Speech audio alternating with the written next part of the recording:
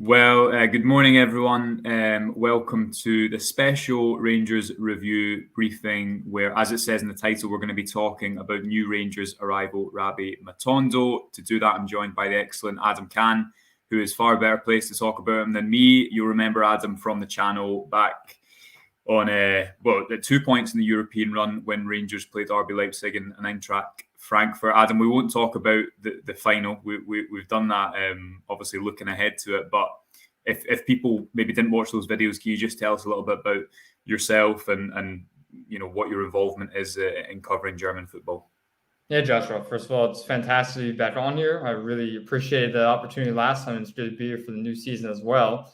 And yeah, as Joshua said, I write about German football predominantly. I have my own newsletter, which goes out every week of the Bundesliga season. So if you just look up Adam Kahn on Twitter and then go to my bio, you'll find it right there. And yeah, other than that, I'm just happy to come on these podcasts, talk about matchups for Rangers, and then also today here's some potential transfers or an actual transfer that's gone through now. So yeah, a lot of exciting stuff. And it seems like German football and Rangers are always being linked together in the last few years. I know, absolutely, they absolutely are, and hopefully it'll be Champions League football, some German opposition we have to talk through this season, Adam, but we'll cross that bridge when we come to it.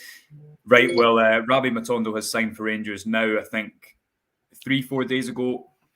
He's a 21-year-old Welsh international, joined from Schalke, who, of course, were just promoted back to the Bundesliga. Seems to have crammed quite a lot into a short career. When I've kind of heard Matondo's name in the past, maybe a Football Manager signing here or a transfer link there. So when I heard he was 21, I thought, wow, he must have really went to Germany when he was very young. He did. He went in 2019 for a pretty significant fee, I think upwards of £10 million, moving from Manchester City's academy to Schalke. Maybe we could just touch first on that, Adam. I mean, this is now becoming quite a well-travelled route for young English talents to Germany. Bellingham and Sancho are kind of the headline names, but there's players underneath that that have also went to the Bundesliga, particularly from English academies. What was the reaction when Matondo signed? Obviously, it was quite a lot of money for Schalke to spend on him at that age. I imagine he was pretty highly coveted when he went over to Germany in 2019. Yeah, I mean, I think that the Matondo transfer at that time was a really big deal, especially in Schalke, because you obviously have this link between Schalke and Dortmund. That's the biggest rivalry in German football, even bigger than Dortmund and Bayern. And so getting Matondo was actually a pretty big deal because it was almost a reaction in a sense to that Jadon Sancho moved from Dortmund a year and a half before that. Obviously, Sancho and Matondo, there's so many parallels. They're both wingers, both young British talents, both, of course, from the Man City academy, right? And neither of them were really making the grade at City. Neither had actually made an appearance once they had left. But they were both really top of their class there and both regarded as players that could use that Bundesliga springboard to then move on to bigger and better things. And obviously, we've seen Sancho now do that at Dortmund. That year and a half, like I said, that Sancho was already there. He was starting to establish himself at that point at Dortmund, had a really breakthrough season the year thereafter. Versus Matondo, well, he's had a bit more ups and downs, and potentially at Rangers now he could make that next step and still reach the level of a Jadon Sancho. Yeah, well, we'll get into the kind of style of play, I'm sure, later on. Firstly, I want to just kind of take you through the first two seasons and you can give me a bit more information about that. So he made 7 appearances in the Bundesliga after moving initially in 2018-2019 season, 20 appearances the season after, and then 3 appearances in 2020-21 before moving to Stoke City for the second half of that season on loan. Now, I don't know that much about Schalke, Adam, but I do know that obviously with them coming back up to the top flight in German football last season, it's been a bit up and down, shall we say. They are, I think I'm right in saying, one of Germany's biggest clubs, certainly one of the best supported clubs. What was happening throughout those few seasons? How did Matondo do? And how much did external factors impact ultimately his success at the club?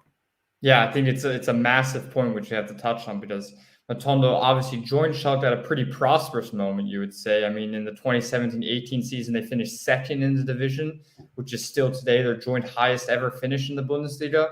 And of course, they qualified for Champions League. And even when Matondo joined in that January window, Schalke even made it out of the group stage in the Champions League. So they made it to the knockout stages. It was a pretty big moment for the club. And all signs kind of look to a pretty prosperous future where you would see guys like Matondo come in, young talent, and they would take that next step at this big club, like you say, with huge fan base and a great history in German football. But we saw soon after where Matondo came that things really went downhill. I mean, manager Domenico Tedesco, we'll obviously remember him from his time now at Salzburg. He was the manager when Matondo joined, but just 2 months after signing, he was out the door. So already you feel like that's never a good sign, really, when you're signed by a certain manager, then he goes out the door, and you never really know what's going to come after that. And I mean, in total, just up until the time where he was loaned out in January 2021, Schalke had 6 different managers. So you just see a constant revolving door, a lot of change. And of course, if managers are coming and going so quickly, it obviously means that the form is very poor most of the time. So yeah, it wasn't exactly a nice situation for Matondo to be flung in there. And the external factors at Schalke definitely didn't help a young player develop. That's a lot of managers, 6 managers. Yeah. That's busy.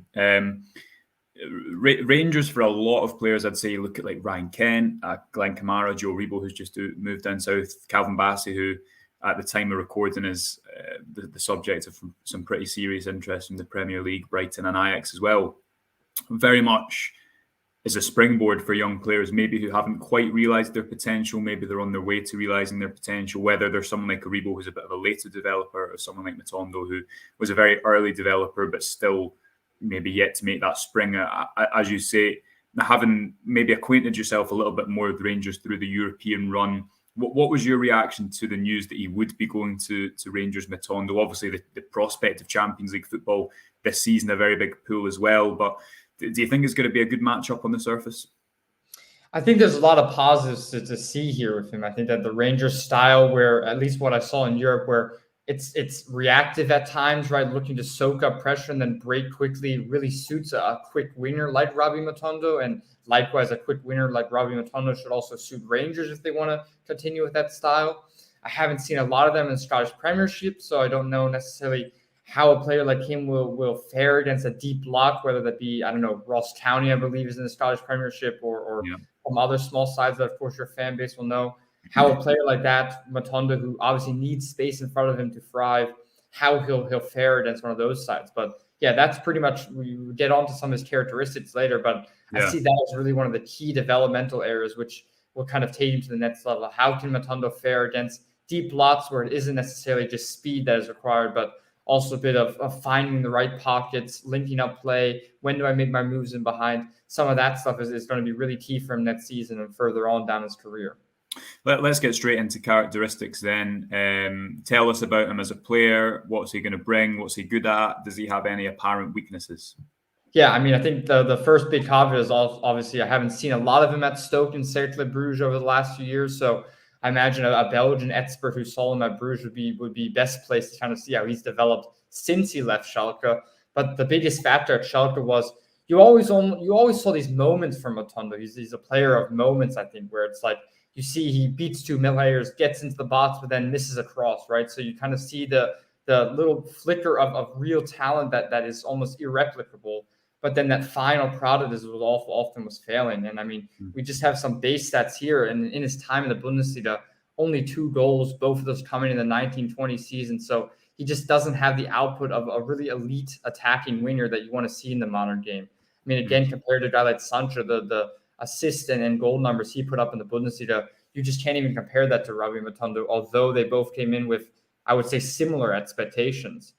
And again, a big factor is also where his shot selection is. I mean, you, of course, have the caveat with Schalke side that was desperately poor at times. So he isn't necessarily playing in a Dortmund team where the game is running through Sancho. He has a ton of the ball. But then again, I mean, in the 1920 season, the season where he played pretty much all of his football in Schalke, he had just 8 shots in 30 matches. So that shows you that it isn't necessarily a player that is always getting into the dangerous areas himself.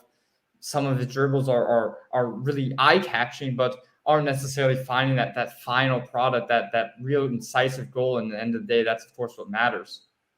Yeah, and I guess the challenge for a player like that who has undoubted quality, if you're going for that much money, to the top 5 league, when you're 19, 18, then you definitely have a lot of quality about you, but it's about the effectiveness. And obviously his last full season was in Belgium. I think it was 9 goals and 2 assists. Yeah. He actually last season was averaging 3 shots and 2 crosses per game. So, quite in keeping with what Van Bronckhorst is trying to create, perhaps with one of his wingers being a bit of a hybrid player and coming inside the pitch a lot. And what I guess the plus side of this Matondo signing, if you're talking about his attributes and his qualities and what he can bring, is you're right, he might not always have a lot of space to work in, but I think what Van Bronckhorst has done really well, and you see this with top players all around the world. It's no different when Bayern Munich are playing said, well, maybe it's a little bit more open, but all top teams have to break down opposition teams at points, and it's about how you create space and how you maximize. There's a famous Guardiola quote with Robin and Ribery: "We need to get the ball to our unstoppable guys," isn't he? And talking about pinning them to the touchline and giving them the space to attack the fullbacks, and that's something Van Bronckhorst has introduced, moving to and play with wide men more predominantly than number 10s, as Steven Gerrard did. So it'll be interesting to see how he does. 9 goals, as I say, last season from an expected goals of about 7.6 and 2 assists from an expected assist of, I think, about 4. So definitely more in the kind of goal scoring mode than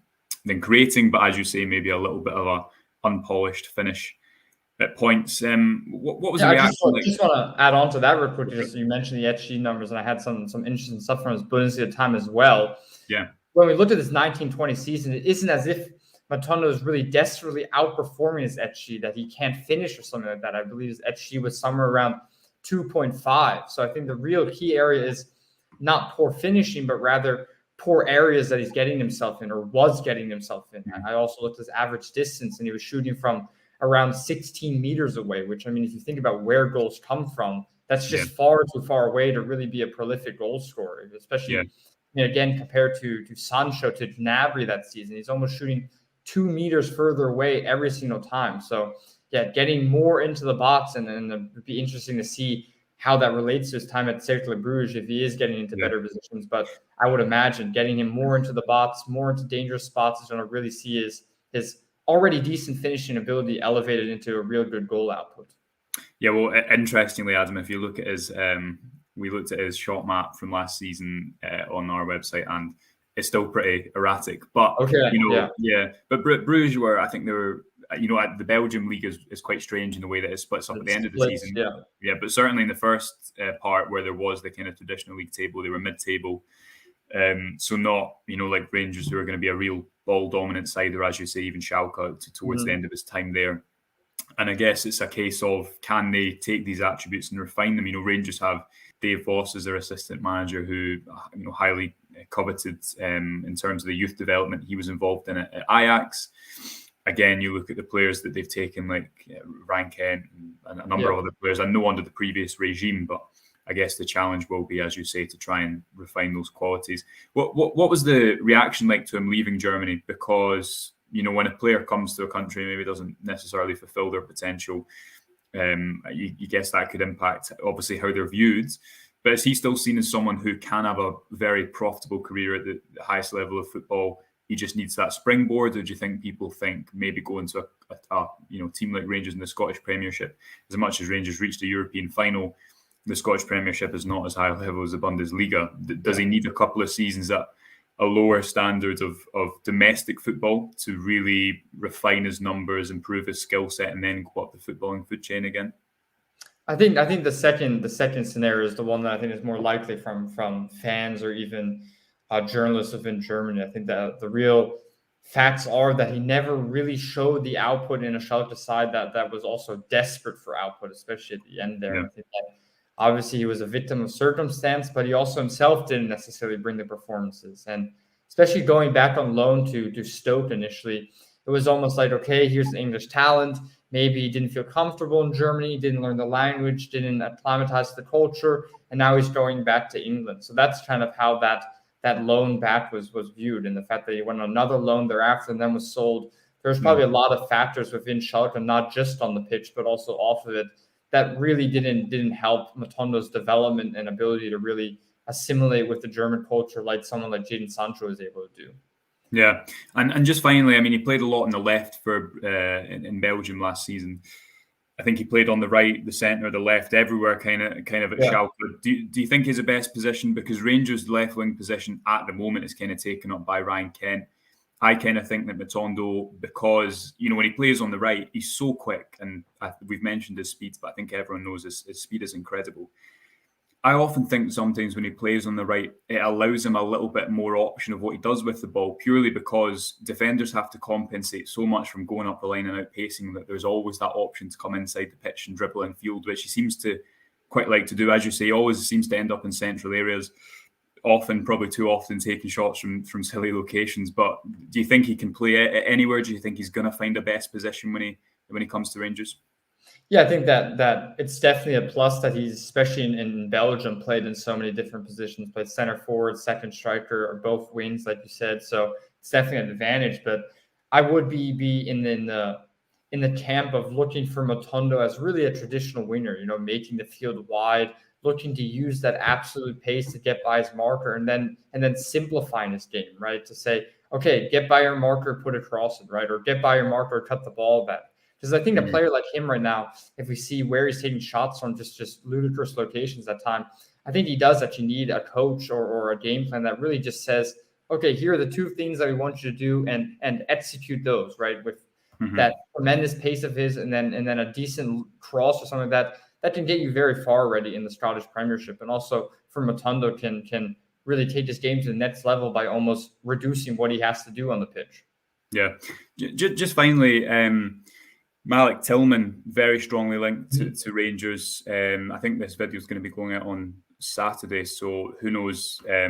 Forgive me if he has or hasn't signed, but certainly at the time of speaking on Friday, we understand that the club are quite confident of securing a deal for him. Central attacking player, is predominantly describes himself as a number 10, but can play a kind of across number of attacking positions. Just your initial opinion on what he's like as a player, Adam, and some reports as well that Bayern are quite keen to include a buyback clause. As I say, I don't know when this goes out, if that will be the case, but he's certainly someone that they seem to hold in quite high regard, even if he hasn't broken through fully.